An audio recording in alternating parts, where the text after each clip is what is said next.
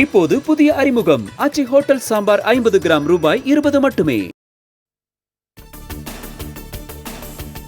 வங்கக்கடலில் நிலவும் ஆழ்ந்த காற்றழுத்த தாழ்வு பகுதி வலுவிழக்க வாய்ப்பு. தென் தமிழக கடற்பகுதியை நோக்கி நகர்ந்து அடுத்த 12 மணி நேரத்தில் வலுவிழக்கக்கூடும் என வானிலை மையம் தகவல். சென்னை, காஞ்சிபுரம், திருவள்ளூர் உள்ளிட்ட 7 மாவட்டங்களுக்கு வெள்ள அபாய எச்சரிக்கை. கனமழையால் நீர்நிலைகள் மற்றும் நீர் வழித்தடங்களில் வெள்ள நீர் தேங்க வாய்ப்புள்ளதால் எச்சரிக்கை விடுத்தது வானிலை மையம். மழை காரணமாக பள்ளிகளுக்கு விடுமுறை வழங்கப்பட்டுள்ள மாவட்டங்களில் மட்டும் அரையாண்டு தேர்வுகள் ஒத்திவைப்பு. வேறொரு தேதியில் தேர்வுகள் நடைபெறும் என பள்ளிக் கல்வித்துறை தகவல். கடந்த 24 மணி நேரத்தில் அதிகபட்சமாக நாகை மாவட்டம் கோடியக்கரையில் 18 சென்டிமீட்டர் மழை பதிவு. தலைஞாயிறில் 14.6 சென்டிமீட்டரும், வேளாங்கண்ணியில் 13 சென்டிமீட்டரும் மழை பெய்தது.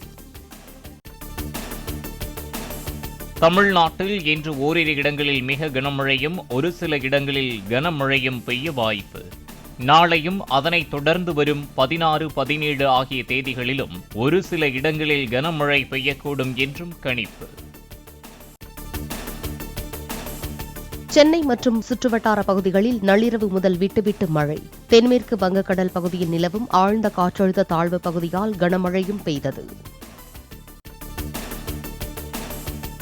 ஆழ்ந்த காற்றழுத்த தாழ்வு பகுதி காரணமாக சென்னையில் இருள் சூழ்ந்ததால் முகப்பு விளக்கை ஒளிரவிட்டபடி வாகனங்கள் பயணம். வாகனங்கள் ஊர்ந்து செல்வதால் ஒரு சில இடங்களில் மட்டும் போக்குவரத்து நெரிசல். சென்னை பெருநகரில் 20க்கும் மேற்பட்ட இடங்களில் கனமழை பதிவு. கொளத்தூர் மாதவரத்தில் தலா 11 சென்டிமீட்டரும், அம்பத்தூர் பெரம்பூரில் தலா 10.5 சென்டிமீட்டரும் மழை பொழிவு.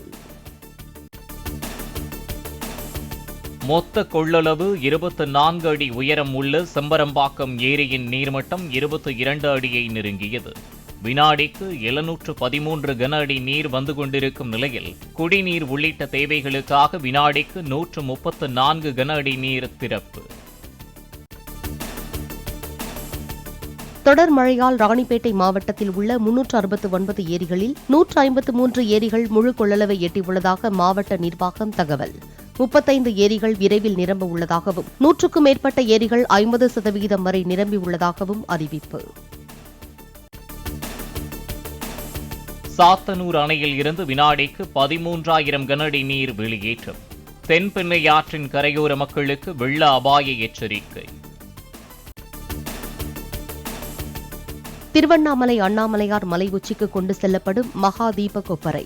கார்த்திகை தீப திருநாளான நாளை மகா தீபம் ஏற்றப்படும்.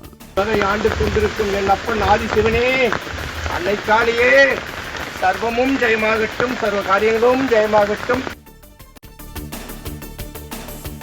கேரள மாநிலம் வைக்கத்தில் வைக்கம் போராட்டத்தில் தந்தை பெரியார் நூற்றாண்டு நிறைவு விழாவில் முதலமைச்சர் மு.க.ஸ்டாலின் பங்கேற்பு. தந்தை பெரியார் நினைவகம் மற்றும் பெரியார் நூலகத்தை திறந்து வைத்தார் முதலமைச்சர் மு.க.ஸ்டாலின். கேரளாவின் வைக்கத்தில் திரண்டிருந்த மக்களை சந்தித்தார் முதலமைச்சர் மு.க.ஸ்டாலின். வைக்கம் போராட்ட நூற்றாண்டு விழாவில் பங்கேற்றுவிட்டு திரும்பும்போது சாலையில் நடந்து சென்று நேரில் சந்திப்பு. 6 to 60 வரை அனைவரையும் நடிப்பால் ஸ்டைலால் ரசிகர்களாக்கியவர் என ரஜினிகாந்திற்கு முதலமைச்சர் மு.க.ஸ்டாலின் பிறந்தநாள் வாழ்த்து. தனித்துவமான நடிப்பாற்றலால் உலகளாவிய ரசிகர் பட்டாளம் கொண்டவரை வாழ்த்துவதாக எடப்பாடி கே. பழனிசாமி வலைப்பதிவு. பேரன்பிற்கும் மரியாதைக்கும் உரிய சூப்பர் ஸ்டார் ரஜினிகாந்துக்கு பிறந்தநாள் வாழ்த்து. நல்ல ஆரோக்கியத்துடன் நீடூழி வாழ இறைவனை பிரார்த்திப்பதாக விஜய் எக்ஸ் தளத்தில் பதிவு. நயன்தாரா திருமண ஆவணப்படத்தில் நானும் ரவுடிதான் படக்காட்சியை அனுமதியின்றி பயன்படுத்தியதாக தனுஷின் ஒண்டர் பார் நிறுவனம் வழக்கு. 10 கோடி ரூபாய் இழப்பீடு கோரி தொடரப்பட்ட வழக்கில் பதிலளிக்க நயன்தாரா, விக்னேஷ் சிவன் மற்றும் நெட்ஃபிளிக்ஸிற்கு ஜனவரி 8ஆம் தேதி வரை அனுமதி அளித்து உயர்நீதிமன்றம் உத்தரவு. மராட்டிய முதலமைச்சர் தேவேந்திர பட்னாவிஸ், துணை முதல்வர் அஜித் பவார் டெல்லியில் முகாம். இலாக்கா ஒதுக்கீட்டை இறுதி செய்யும் ஆலோசனைக் கூட்டத்தை ஏக்நாத் ஷிண்டே புறக்கணித்ததாக தகவல்.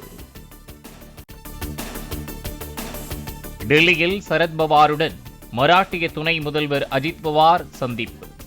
84வது பிறந்தநாளையொட்டி சந்தித்து ஆசி பெற்றதாக விளக்கம்.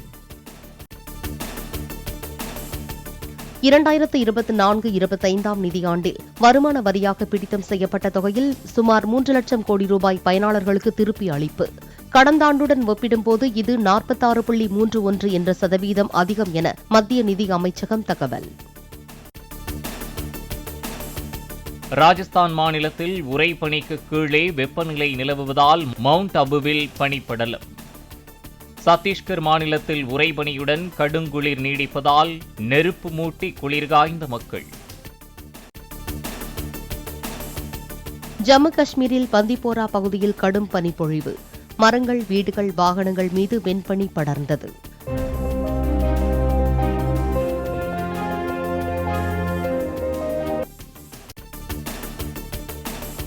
டெல்லியில் பிறந்த நாள் கொண்டாடிய தேசியவாத காங்கிரஸ் மூத்த தலைவர் சரத்பவார் சிறிய ரக வாளால் கேக்கை வெட்டி உற்சாகம்.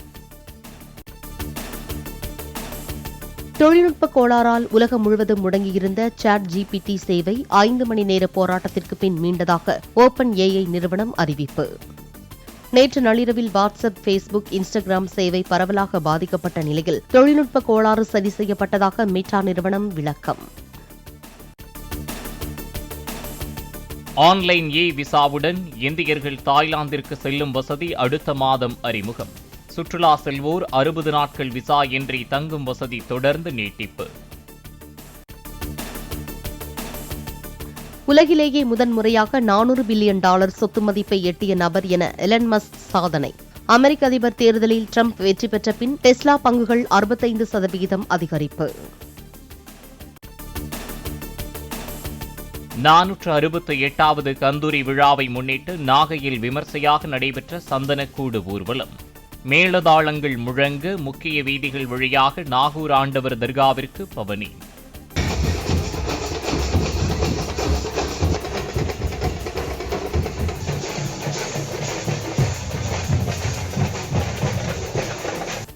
இப்போது புதிய அறிமுகம் ஆச்சி ஹோட்டல் சாம்பார் 50 கிராம் ரூபாய் 20 மட்டுமே.